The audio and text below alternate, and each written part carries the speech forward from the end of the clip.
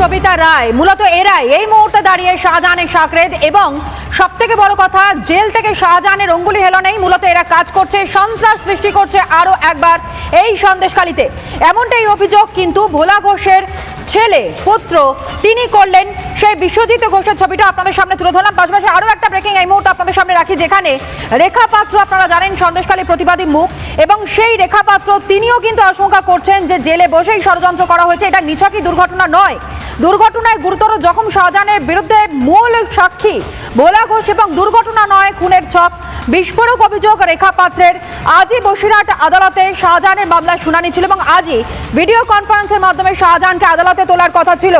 আদালতে যাওয়ার পথেই ভোলা ঘোষের গাড়িতে দুর্ঘটনা হয় এবং সেই দুর্ঘটনা নিছকই দুর্ঘটনা নয়, এর নেপথ্যে ষড়যন্ত্র রয়েছে বলে জানাচ্ছেন রেখা পাত্র। এটা কোনো দুর্ঘটনা নয়, এটা পরিকল্পনা করে ভোলা ঘোষের গাড়িতে অ্যাক্সিডেন্ট করানো হয়েছে।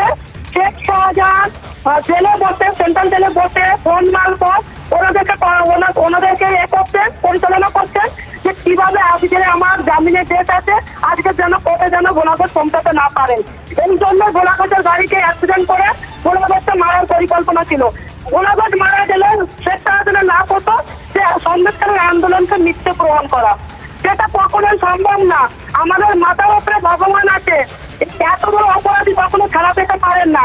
একটা দেশদ্রোহী যদি বারবার যদি ছাড়া পায়, দেশদ্রোহীটা যদি কোনো সাজানো হয়, তাহলে আমাদের মতো মানুষ, ভোলা ঘোষের মতো মানুষ কোথায় যাবে? আজকে এদের উপরে এত বড় একটা হামলা করা হলো, আজকে ভোলা ঘোষের উপরে এত বড় হামলা করা হলো। এখান থেকে বোঝা যায় যে কত বড় ক্রিমিনাল এই শেখ শাহজাহান আর তার অনুগামীরা এবং মমতা বন্দ্যোপাধ্যায় তার নেত্রী।